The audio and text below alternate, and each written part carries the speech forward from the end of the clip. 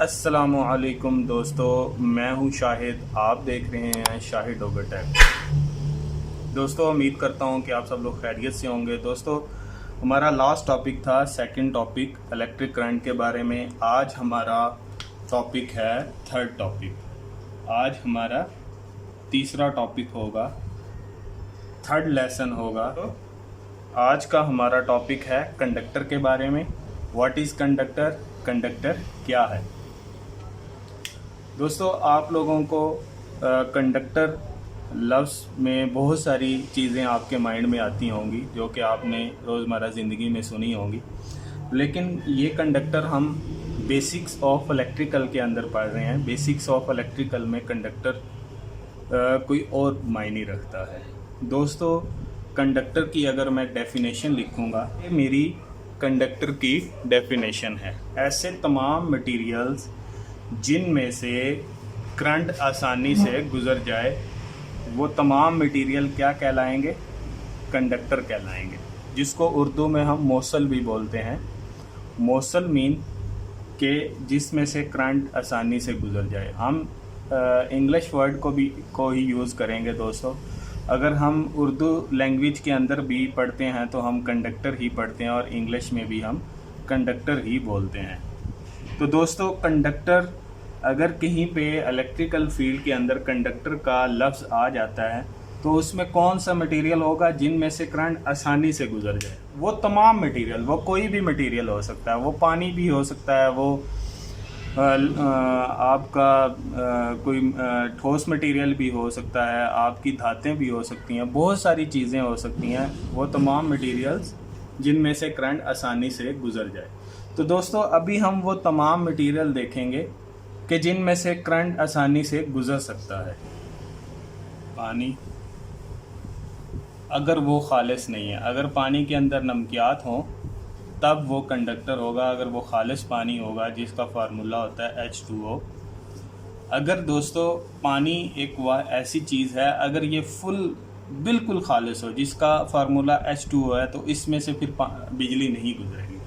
बहुत सारे लोग ऐसे हैं जो इस पानी को बिल्कुल ही वाटर को बिल्कुल वो कंडक्टर मानते हैं, लेकिन हमारे पास पानी खालिस मिल नहीं सकता। अगर हम कहीं से भी पानी लेते हैं तो उसके अंदर नमकियात, सॉल्ट्स लाजमी होंगे उस पानी के अंदर, क्योंकि खालिस पानी आपको लेबॉर्ट्री के अंदर ही मिल सकता है। उसके अंदर हम सारे नमकियात निकाल दें, बिल्कुल उसको प्योर वाटर कर दें, तो जो प्योर वाटर होता है दोस्तों, प्योर वाटर जिसके अंदर किसी किस्म के सॉल्ट्स ना हो, किसी किस्म की नमकियात ना हो, उसमें से बिजली नहीं गुजरेगी। लेकिन हमारा जो रोज़मर्रा ज़िंदगी में जो हम पानी पीते हैं, हम देखते हैं उनके अंदर नमकियात लाजमी होते हैं, तो उन नमकियात की वजह से पानी के अंदर करंट गुजर जाती है।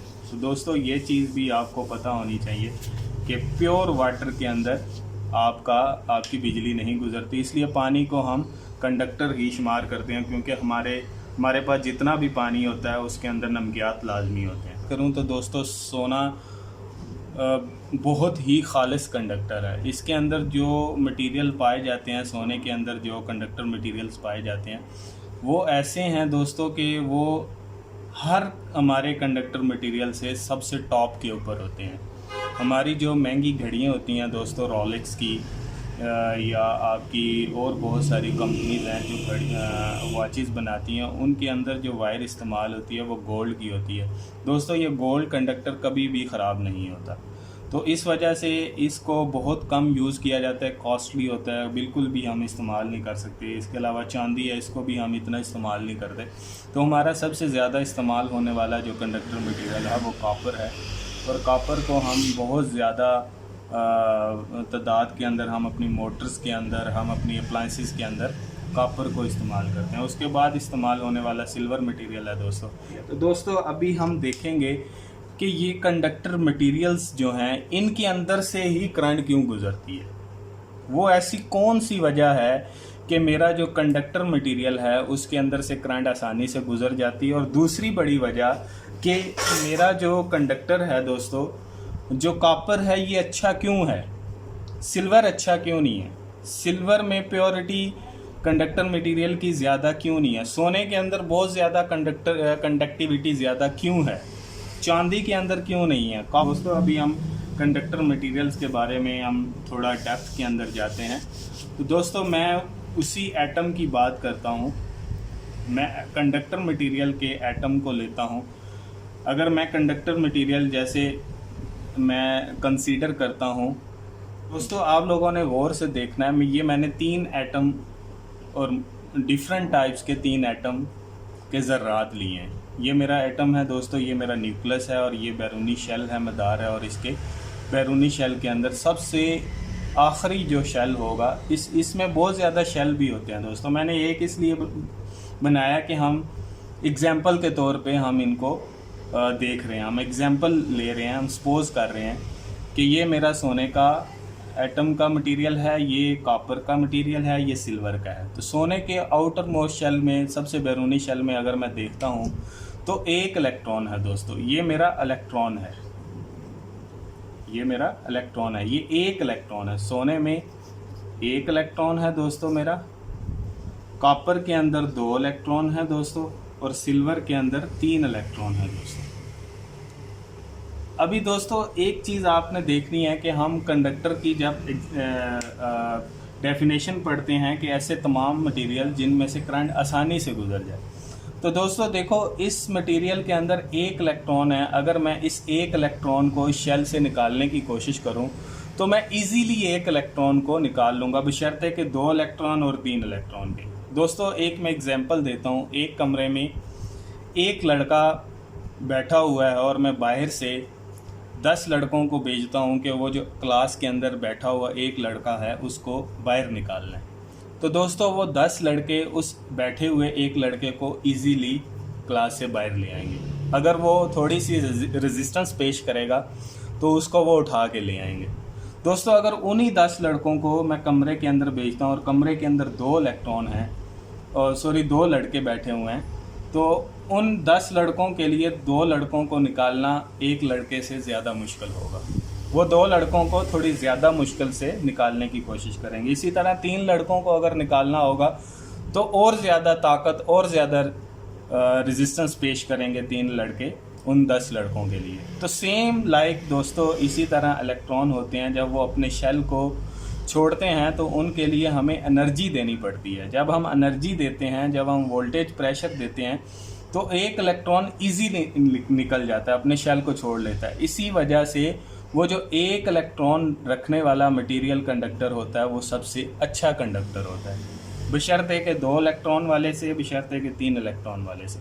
2 इलेक्ट्रॉन वाला थोड़ा और कम, उसके अंदर ज़्यादा रेजिस्टेंस आ जाएगी, वो थोड़ा कम अच्छा कंडक्टर होगा। और जब 3 इलेक्ट्रॉन वाला होगा तो वो बहुत ज़्यादा लो क्वालिटी कंडक्टर मटेरियल होगा। तो दोस्तों इस तरह मेरी पहचान होती है अच्छे कंडक्टर की और लो क्वालिटी कंडक्टर। लेकिन दोस्तों ज़रूरी नहीं है कि एक इलेक्ट्रॉन रखने वाला सोने का कंडक्टर ही हो, वो कॉपर भी हो सकता है।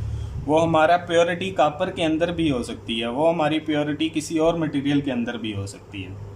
तो ये तो मैंने एक्सपोज किया है, एक एग्जांपल दिया है कि अच्छा कंडक्टर, लो कंडक्टर और बहुत ज़्यादा कम लो क्वालिटी का कंडक्टर आपको बताने की कोशिश की है। दूसरी डेफिनेशन लिखना चाहूँ कंडक्टर की, तो ऐसे तमाम मटेरियल जिनके बैरूनी शेल के अंदर 1 इलेक्ट्रॉन हो, 2 इलेक्ट्रॉन हो या 3 इलेक्ट्रॉन हो, वो तमाम मटेरियल मेरे कंडक्टर होंगे। वो चाहे ठोस हालत में हो, चाहे माया हालत में हो, चाहे गैसीज हालत में हो, वो तमाम मटेरियल मेरे कंडक्टर मटेरियल मेरे कहलाएंगे दोस्तों। ये मेरी डेफिनेशन भी कंडक्टर की बनती है।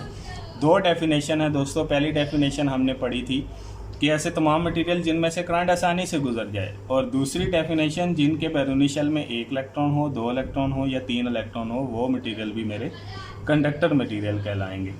दोस्तों उम्मीद करता हूँ कि आप लोगों को अच्छे से समझ आई होगी।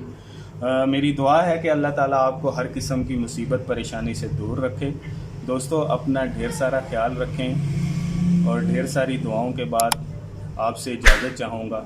अल्लाह हाफिज़।